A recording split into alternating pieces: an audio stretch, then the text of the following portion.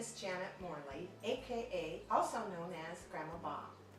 And today I am starting something new with you that has come into my life that I think may be something that is a good possibility in your life as well. And in the past, what I've been doing and what my focus has been is on being Grandma Bob. And I put together a website called grandmabob.com, meaning a grandmother's vision, teaching the art and science of holistic lifestyles to heirs of our planet. So that was all focused on how do I teach my grandkids, the little tips and tricks for eating healthfully, living healthfully, mindfully, conservatively, all the parts of sustainable living. Well, recently I've been going through kind of my own evolutionary process, and what I have begun to realize that was really kind of absent in my life, I was doing all the wholesome, healthy, wellness kind of living, but one of the areas that I wasn't focused completely on was the wellness of my mind, my spiritual and mental, emotional beingness.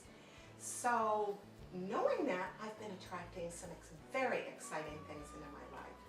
There has been a brand new business called Empower Network, which is truly empowering my life and the lives of many around me, most especially my beloved family. And then in addition to that, in parallel with that, I go to a spiritual center and they started a class on prosperity. So I'm calling this little program that I'm putting together Fireside Kitchen, not Fireside, but Kitchen Chats with Janet Morley, aka Grandma Bob. And that's really in memory of, or kind of following the ideas behind Roosevelt's Fireside Chats that he conducted between 1933 and 1944, when the U.S. was in such, the whole world was in such a state of kind of what it's going through now, except in a much deeper level. The Great Depression and then World War II. And he won over the hearts and minds and unified peoples, literally, thousands upon thousands, millions around the world. So I thought I would pattern that a little bit by calling it Kitchen Chats. And I'll explain the reason for that a little bit more. What that really means to me is, how do we lift each other up? How do we live really in a state of wholeness? And wholeness is about a new subject that really I hadn't thought about or really paid close attention to, and it's called prosperity.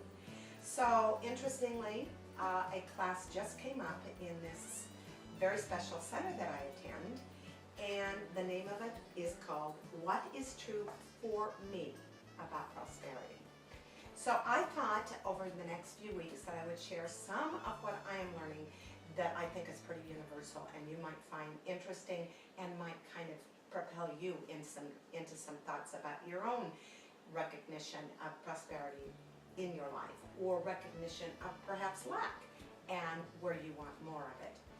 So what I'm going to start with, it's the whole thing from deserving to paying attention to your surroundings. It's really the whole gamut of what prosperity looks and feels like in your life. But what struck me last week, this Wednesday, was lesson number, I think this is week 4, and we'll get to 1, 2, and 3 in successive series. It's called, written by Wayne Muller, Attending to What We Love.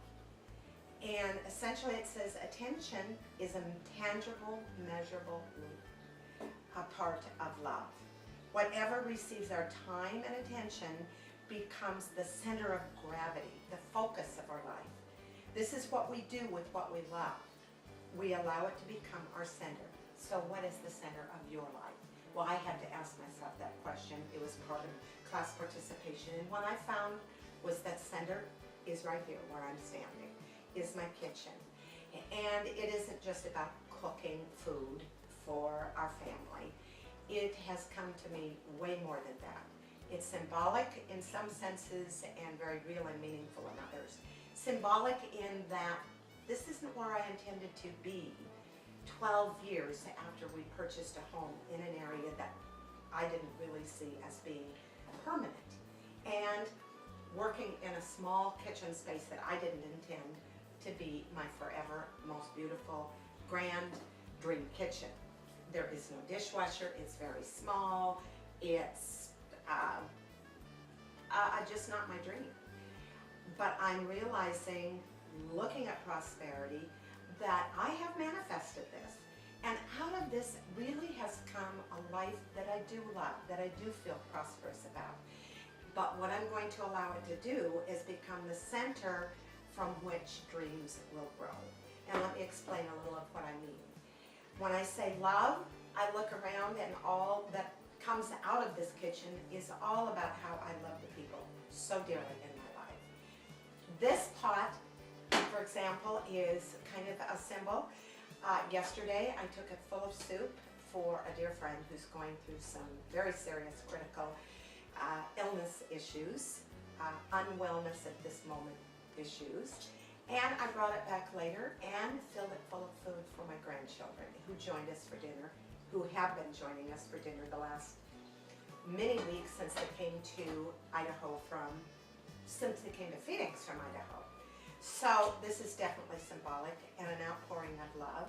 It's a lot of work, and sometimes when I'm chopping, my sister always laughs. She loves the sound of chop, and she knows that I'm cooking something. But it's, as I say, symbolic of the life that I'm leading. And I will share in a minute what the expansive idea is ultimately. Maybe you can relate. Kitchens may not be your center of the universe. It could be your desk and your writing. It could be your workplace. It could be your garden. It could be, I don't know what it is. I'd love to hear what it is for you. But again, outpouring of love. My mother-in-law, it took quite a bit, but she is coming to visit us this weekend, and I will be making her favorite brownies. So that is definitely an outpouring of love and the center of my universe, and a way to show my love and appreciation. I'm nourishing myself, and I make this for my husband as well. A green smoothie drink every day. So that is a showing of love, not only to the one I love, my husband, but for me.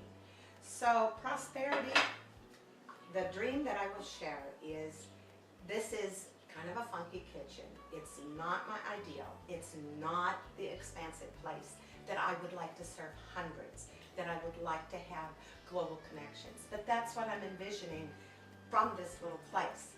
And in order to do that, I'm sharing this with you on a blog.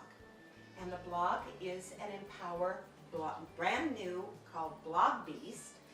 And it's going to allow me to instantly talk to you, or talk to you just by video, by audio, or just texting with a picture and getting it out up to all the blogs that I'm going to post, and my husband, to get ourselves out there and to create residual income so we can make this a global kitchen and a global dream.